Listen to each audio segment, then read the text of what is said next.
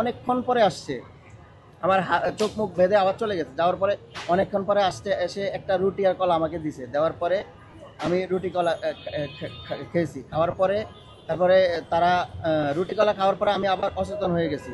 তারপরে আর কখন তারা মানে কত সময় গেল আমি আর বলতে পারলাম না। আবার তারা আসছে, এসে এই আমাকে আবার মানে ডাকছে ওরা। ডেকে আমাকে প্রথমে ইয়ে করছে, মানে লাথি দিয়ে চেয়ার থেকে ফেলে দিছে। লাথি দিয়ে চেয়ার থেকে ফেলে দিয়ে বলছে, কিরে তুই না বলছস তুই ছোট নেতা, এখন যে তোর জন্য চারিদিকে মিছিল মিটিং হয়, তাহলে তুই ছোট নেতা বলছিস না? পরে আমি বললাম যে ভাই আসলে আমি ওরকম বড় কেউ না, আমি একটা মাদ্রাসা চালাই, আমি আলেম, আমি জুলাইতে আন্দোলন করেছি, এজন্য মানুষ আমাকে চিনে। একথা বলে তারা আমাকে মারধর করলো। মারধর করে তারপরে ওখান থেকে চলে গেল। যাওয়ার পরে এরপরে আবার আবার কিছুক্ষণ পরে ওরা আসলো, এসে আমাকে আবার রুটি কলা খেতে দিল। রুটি কলা খাওয়ার পরে আমি তাদেরকে বললাম ভাই আমি ওয়াশরুমে যাবো। ওয়াশরুম ব্যবহার করে আসলাম।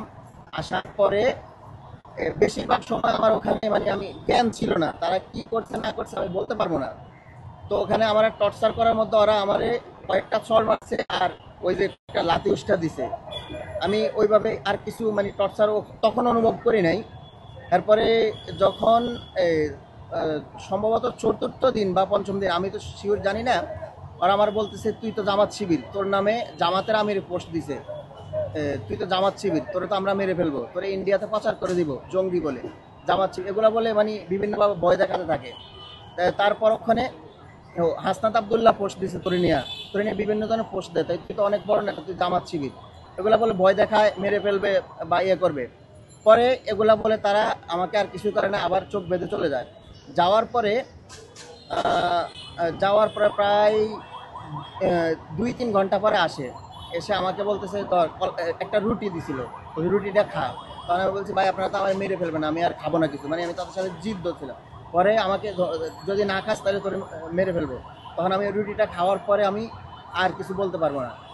এরপরে আমি যখন এই জ্ঞান ফিরছে তখন আমি দেখি যে ওই সম্ভবত পূর্বাচল ওখানে একটা ওই যে মানে ঝোপের মধ্যে আমি কয়েকজন লোক আমাকে ডাকতেছে আর মুখে পানি দিচ্ছে। ওখান থেকে তারা আমারে যখন নাম জিজ্ঞেস করলো, আমি নাম বললাম, ওনারা বললো ভাই আপনারা তো সারা দেশে মানুষ খুঁজতেছে।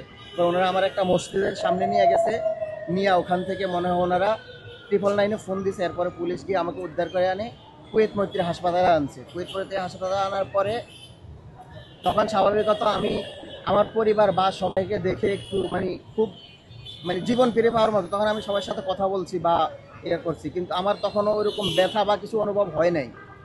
ওখান থেকে পুলিশ আমাকে হাসপাতাল থেকে নিয়ে আসছে। নিয়ে আসার পরে যখন আমার পরিবারকে পুলিশ আমাকে বুঝিয়ে দিল, ওই দিন রাত্রে পুলিশ পরিবারে বুঝিয়ে দিছে 10টার সময়। রাত্রে 11টা কিংবা 11:30টার সময় আমার প্রচণ্ড মাথা ঘুরান দিয়া বা শরীরের মধ্যে প্রচণ্ড ব্যথা শুরু হয়ে গেছে। এবার আমি চিৎকার দিয়ে কান্না করতেছি। আমার ওয়াইফ আমার ওই ভাইদেরকে ফোন দিয়েছে, আমার শালারে, যে আপনার ভাইয়ের তো অবস্থা ভালো না। তো রাত্রের মধ্যে আমার পা সহ পুরা শরীর প্রচণ্ড ব্যথা করতেছে। এরপর সকালে কয়েকবার মাথা ঘুরে অচেতন হয়ে পড়ে গেছি। পরে আমার ওয়াইফ তার বাইরে ফোন দিয়েছে যে আপনার ভাইয়ের তো অবস্থা ভালো না। এবার ওখান থেকে আমাকে অচেতন অবস্থায় বাংলাদেশ মেডিকেল নিয়ে যায়। উত্তরা বাংলাদেশ মেডিকেল নেওয়ার পরে তারা আমাকে হাসপাতালে ঢুকতেই দেয় নাই। মানে আমার ভাইদের ভাষ্যমতে তারা হাসপাতালে ঢুকতে দেয় না, যে এই রোগী আমাদের এখানে ট্রিটমেন্ট হবে না। ওখান থেকে তখন আবার কুয়েত মৈত্রী হাসপাতালে আনা হয়, তারা ওখানে বলতেছে যে এখানে এই রোগীর চিকিৎসা হবে না। পরে বলতেছে কেন চিকিৎসা হবে না, বলতেছে আমাদের কাছে পর্যাপ্ত চিকিৎসা নাই। অনেক কথা পরে ওনারা ওখানে চিকিৎসা দিতে পরে রাজি হয়েছে। রাজি হওয়ার পরে আমি 3 দিন কুয়েত মৈত্রী হাসপাতালে ছিলাম। ওখান থেকে আমার শরীরের কোনো উন্নতি না দেখে তারপরে ওনারা রেফার করছিল ঢাকা মেডিকেল বা নিউরোসায়েন্সে। পরে আমার পরিবার ওই আর সরকারি হাসপাতালে নেয় নাই, প্রাইভেট হাসপাতালে নিয়েছে, ঢাকা স্পেশালাইজ হাসপাতালে নিয়েছে। ওখানে আমি 4 দিন চিকিৎসা করার পরে গত পরশু দিন বাসায় ফিরছি। বাসায় ফেরার পরে কালকে কিছুটা ভালো লাগছিল, কিন্তু আজকে থেকে আবার আমার এই পাগুলা, এই পায়ের হাঁটুগুলা প্রচণ্ড ব্যথা করতে, হাঁটতে খুব কষ্ট হয়। এই ঘটনায় প্রশ্ন করা যাবে? জি জি। এই ঘটনায় আপনি প্রথমে যেটা বললেন যে ফেসবুকে আপনাকে আপনি সেই সংশ্লিষ্ট থানায় কোনো জিডি করেছিলেন কিনা, এক নাম্বার 2 হচ্ছে অপহরণের ঘটনার পরে, অপহরণ ঘটনার পরে আপনি কিংবা আপনার পরিবারের পক্ষ থেকে কোনো মামলা করেছিলেন না, যখন